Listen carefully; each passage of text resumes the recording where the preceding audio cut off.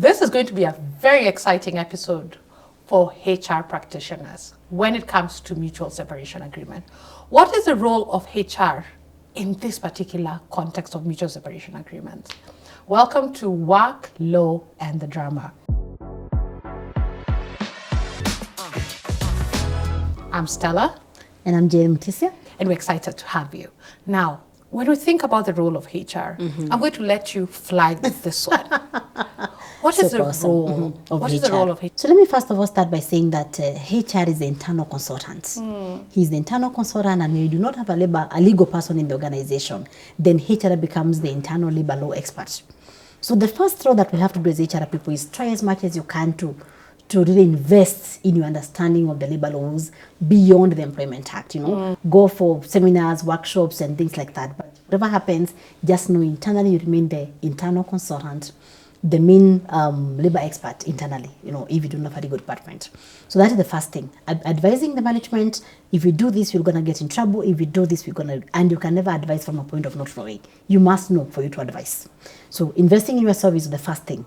Number two is just managing the whole of that practical process, because you manage the employee life cycle from when you have the concerns all the way to the time that you have the closure. So by the time you're coming to its mutual separation, we have discussed several other options. Yeah. And therefore your work as HR is to actually advise then which is the best option, because it may not always be mutual separation. So sometimes you have to go back and understand why exactly do you want to separate this particular employee. Yeah. I've seen some case law files saying performance management, and then they go for mutual separation, and the judge is asking, why then did you take this route? Yeah. So you have to first of all understand why. If they say performance, please go back to the files and verify. It's very important that you deal with facts. With facts. So don't, if the manager says performance, and then you don't go back and verify that, then you're also dealing with romance, because then if you go to court, you'll have nothing to support your case, At the same time, you're not just doing this for law. We're also doing this, like I said, HR, we are not lawyers. Our biggest part in the organization is to ensure that people are being managed with dignity. There's empathy, there's just, respect fairness on how we are handling people. And of course, fairness becomes one of our yes. responsibilities also. Fairness to the employer and also to the employee. But if these two can't work together, something has to be found. So we have to manage the process. So if we can't use performance, if it's performance of that it is, and we have to do now mutual separation. So their process would first of all be the first meeting to just discuss what is our why do we want this particular person to go, do we agree? I always recommend that we have an internal meeting between the person that is saying so and so has to go. I would always, even when I feel like I know the labor law, I will always pull in the lawyers. Yeah. Most of the times. Why? Because compliance is cheaper than having to go and explain to the judges why you do not comply and all that. It's too much time.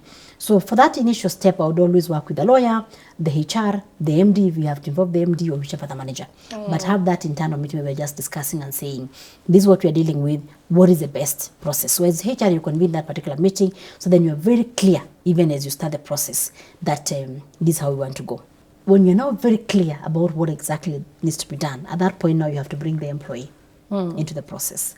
Let them know that because of this and because of the following, we feel like, is it a disciplinary or whatever, what exactly it is it? And give them a chance to also just internalize what you have just told them, because it's about their livelihood. When people go to work, it's not just going to work. It affects many other things in their lives.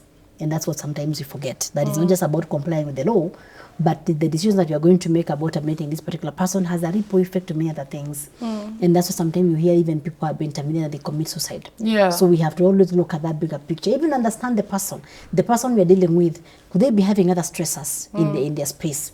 Could they be, maybe someone has a sick person, maybe they lost someone close, maybe it can be anything. Including maybe not separating them from the organization, but maybe even transferring them to a different department. It could be the most ideal. So you have to always understand, take that employee's file, study the file, and be sure that you're dealing with a real issue that you're dealing with. Yeah. So once you decide that, now you can have the meeting with the employee, let them understand that this is what you're pursuing, take minutes for that particular meeting, and at the same time now communicate officially on a letter. Let them just understand and don't get into an argument.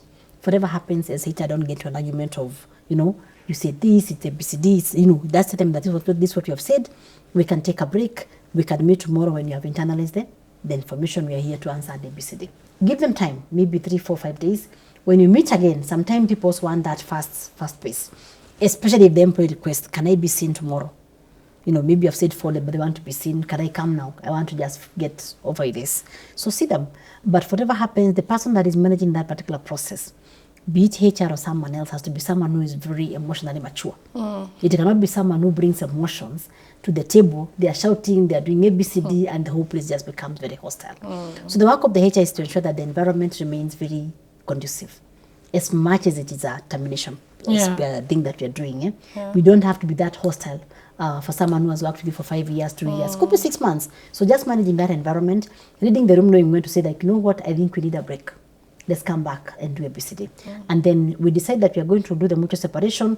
Then HR again has to work with legal and whoever else to ensure that we draft the mutual separation agreement, and that the both parties understand what is in the mutual separation agreement.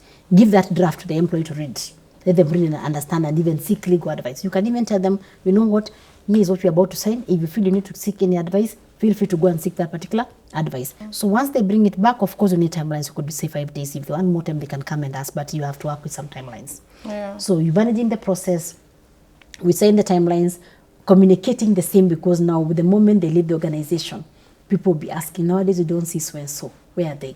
So we cannot have that particular person exit and then you do not communicate why they're not in the space. So very important that you also make sure that you manage that particular process of communicating that so-and-so has left based on what you agreed. Remember, you had said that they can also say they want to be the ones that are saying goodbye. Talk about the assets. If they are leaving, then what happens to the laptop, the computer, to ABCD, to the access? You also have to manage your risks. Work with the departmental managers, work with the line managers to understand if this person is leaving, how bitter could they be? What risk are we facing? Some guys can even go online and just clean everything, depending on what they have access to. So manage that particular risk with the line manager and just ensure that it's well managed. And whatever happens, ensure the employee is treated like a human being with dignity. Sometimes there's a lot of hostility in separations, especially when the HR takes a backseat. Sometimes we're also accused of causing the hostility. But most important, we never have to have all that hostility. What is it for? Every what has a beginning has an end.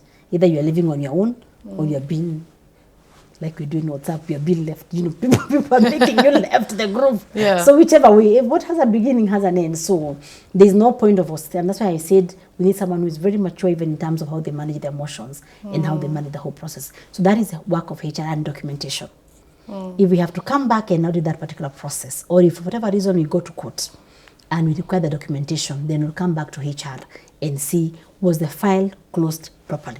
Was the process managed? Did we have the documentation? Or are we dealing with the things that are in the head, is in the HR person's head? So I think that I would say that would be the main purpose of HR. Ensure you give the final dues, they are paid on time, you are there to whatever that you are giving the mutual separation agreement, and you give the certificate of service, just close the file properly. And then there's what is called post-exit monitoring. After they have left the organization, you have seen they're not going to, to spread hate and reputational damage for the organization. Just keep in touch. There is what we call also the care, aftercare. Someone has left, maybe they are feeling like they are very, very much affected. They don't feel like they are well treated. Because sometimes it doesn't matter how you separate. Separations are painful. Some people will be bitter with the organization for even 2 years. They'll even be tempted to go and just leave some comment about you online. So it's very important that you keep monitoring, even for their own care, if there are things you can do for them, because sometimes they are not bad people. It just happens that you have to be separated. So I would say in a nutshell, that is a work of the HR in that particular process. Yes. Stella, you have anything to add in that particular episode? I think even just listening to you, I'm guided to think that the HR is the bridge between the employer and the employee.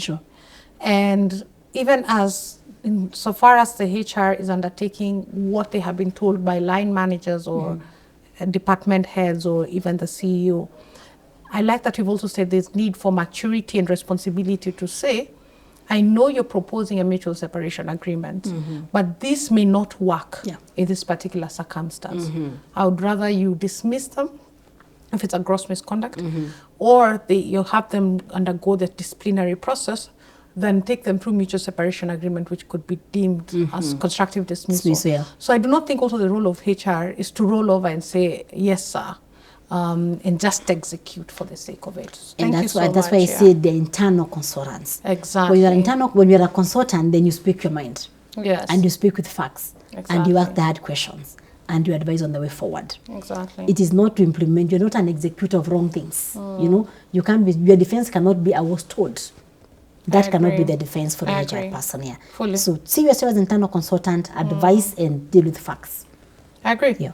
Thank you so much. The role of HR, quite an interesting conversation, because then it means that a lot of HR people need to go and introspect.